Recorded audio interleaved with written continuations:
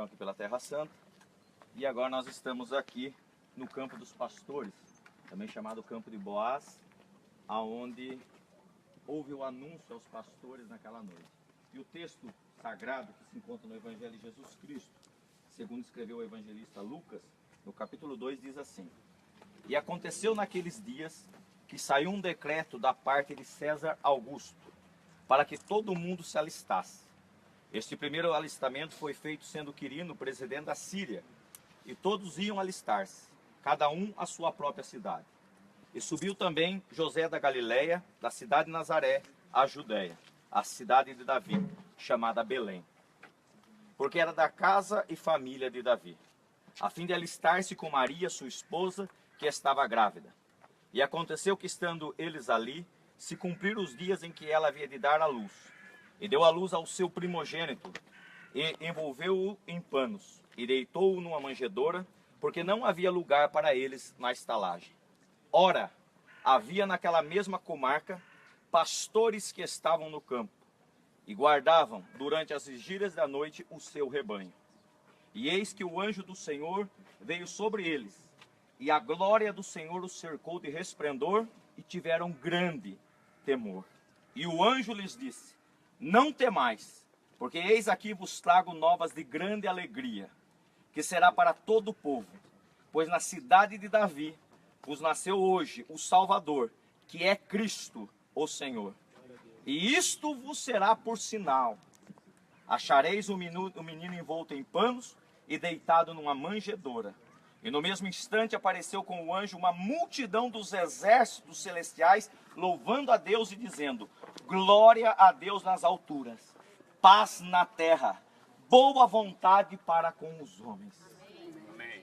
Irmãos, só de estarmos aqui, em Belém, na cidade de Davi, nesse lugar que foi palco e cenário dessa história tão linda, imaginarmos que esses céus que estão sobre nós, passaram-se milênios, mas é nesse exato céu, esta multidão de anjos apareceu e aqui encheu mais do que as estrelas e louvavam a Deus. E a essência dessa questão toda é nós observarmos a quem foi dado o primeiro anúncio. Observe que naquele tempo não foi se procurar para anunciar aos sacerdotes, aos escribas, nem aos ricos. Como a nossa própria guia já disse, foi anunciar aos mais pobres e humildes, aos desprezados, aos pastores. Esse ofício do pastorado, ele está ligado na Bíblia sempre a esta questão de desprezo, a esta questão de humildade, desde lá dos tempos de Jacó e José, quando se declara Faraó o ofício, a Bíblia nos declara que o ofício de pastor era algo que os egípcios até rejeitavam.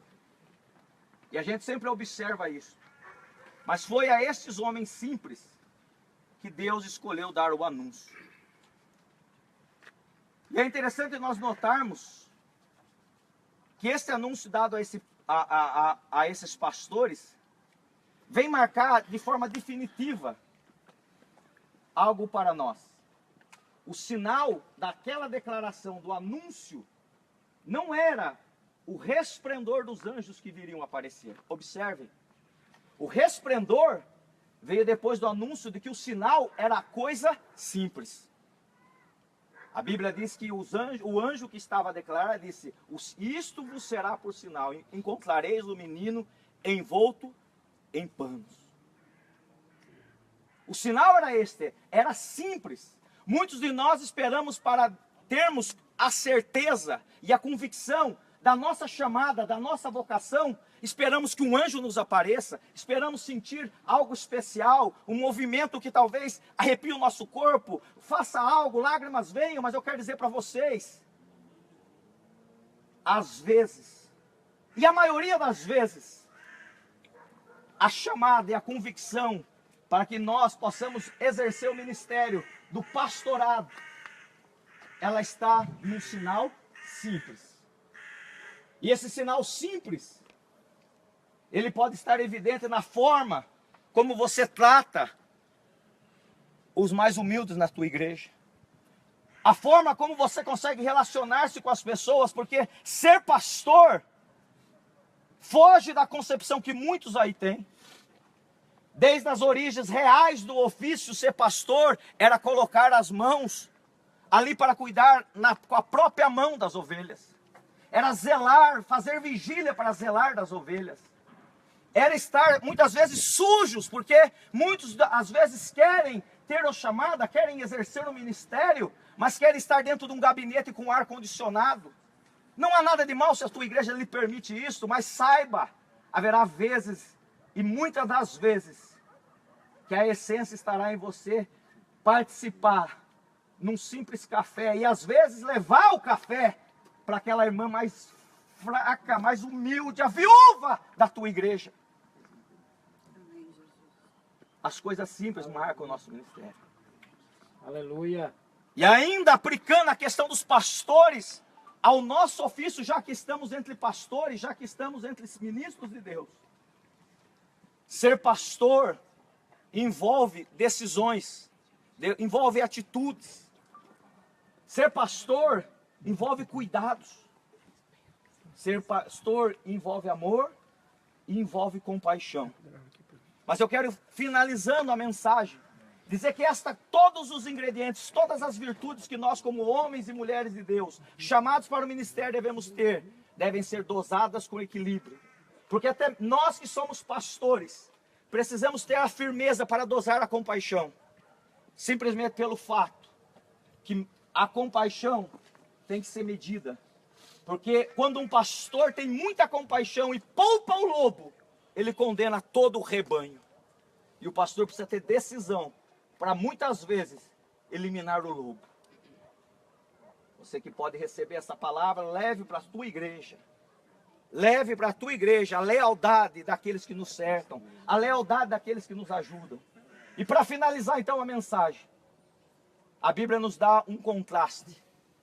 Porque no nascimento do Filho de Deus, depois da declaração do sinal que seria simples, a Bíblia diz que um resplendor surgiu no céu, uma grande luz. À meia-noite virou meio-dia. Todavia o contraste está que na morte do Filho de Deus, o meio-dia virou trevas como a meia-noite. Precisamos estar preparados para na simplicidade entendermos que a noite às vezes vira dia.